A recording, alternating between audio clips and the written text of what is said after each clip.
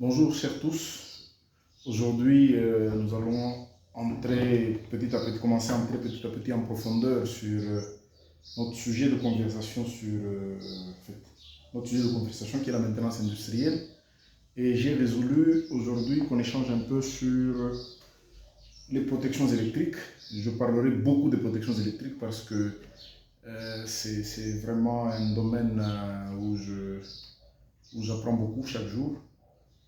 Où j'interviens aussi beaucoup, je fais de grandes interventions dans les protections électriques. Donc on parlera un peu assez régulièrement des protections électriques avec beaucoup de détails. J'ai en face de moi, j'ai devant moi, ou ce que vous voyez devant vous, un relais MICOM. En fait, il n'est pas dans son armoire, dans son milieu tout naturel, si je peux dire ainsi. Mais c'est un relais qui m'aide pour mes recherches et voilà, mes essais en laboratoire ou au bureau. Donc c'est un relais que j'utilise. Alors je voulais qu'on parle un peu rapidement, en quelques minutes, du relais MICOM. Qu'est-ce que vous devez savoir sur le relais MICOM? Alors déjà, pour ceux qui ne savent pas de quoi il s'agit, c'est un relais de protection qui fait et de la basse tension et de la haute tension et de la moyenne tension. Donc il peut protéger les installations à tous les niveaux de tension. Il protège des charges, ça peut être des moteurs électriques, ça peut être des transformateurs, ça peut être des alternateurs, ça peut être des jeux de barres, ça peut être des lignes. Donc il protège beaucoup de choses. Et ce relais MICOM, il est fabriqué par Schneider Electric, mais jadis c'est un produit de Areva. Il vient de chez Areva et que Schneider avait racheté chez Areva. Donc c'est un produit Areva racheté par Schneider et aujourd'hui c'est complètement un produit Schneider électrique. Alors le relais MICOM, tel que vous le voyez devant, vous devez savoir qu'il a 9 classes de protection parce qu'effectivement chaque récepteur, chaque charge a ses recommandations en termes de protection, a ses requis en termes de protection, a ses exigences en termes de protection. On ne protège pas un transformateur comme on protégerait un moteur électrique, on ne protège pas un moteur comme on protégerait un jeu de barre, on ne protège pas un jeu de barre comme on protégerait une ligne. Donc chaque équipement à protéger a sa méthodologie, a sa logique pour être bien protégé. C'est ainsi que nous aurons 9 classes de protection. Donc par exemple, quand vous lisez, quand nous lisons ici, nous verrons que c'est écrit P127. Voilà, si vous voyez bien, vous verrez P127. P1, 2 et 7. C'est en fait la première lettre là, plutôt la première lettre P, protection, et le premier chiffre 1, c'est ça qui donne la classe du relais ou la classe de protection du relais. Par exemple, ici, nous sommes dans la classe 100, donc c'est un relais qui est destiné à la protection de surintensité. La classe 200 sera pour les protections moteurs, la classe 300 pour les protections alternateurs, la classe 400 pour la protection distance, la classe 500 pour la protection différentielle ligne, la classe 600 pour la protection différentielle transfo, la classe 700 pour la protection différentielle jeu de barre. La classe 800 sera principalement pour dédier à la perturbographie, donc pour lire les perturbations sur les équipements.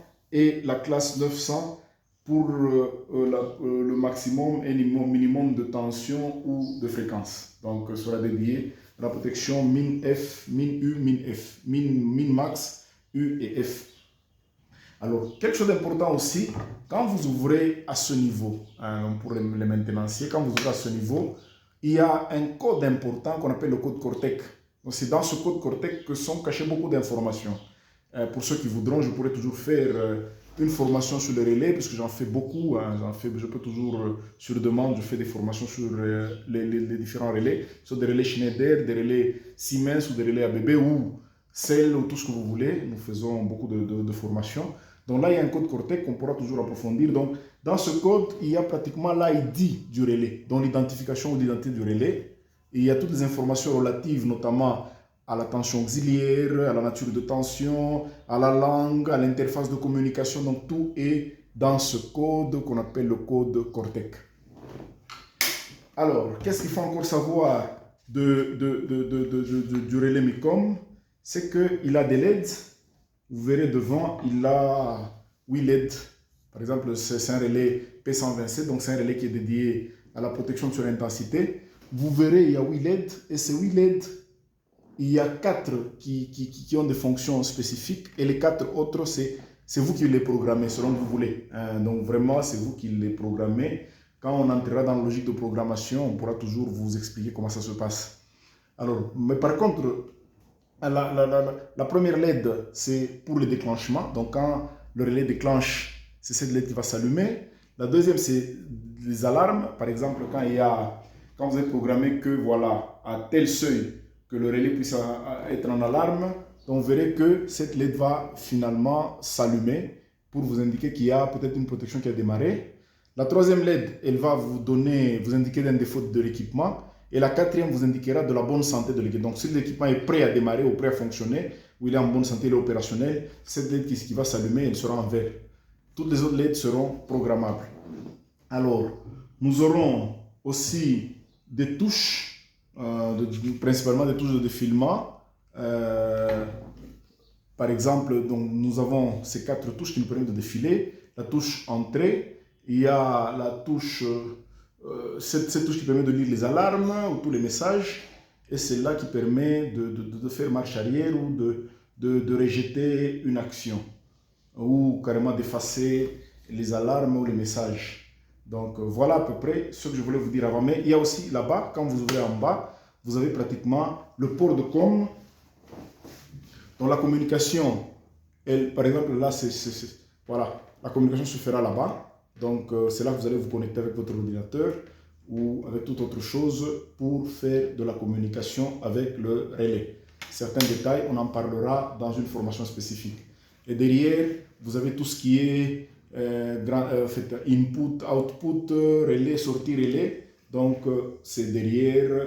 Et tout ceci, on peut ouvrir et faire tout ce qu'on veut. Donc, c'est bien faisable. Voilà à peu près un relais MICOM.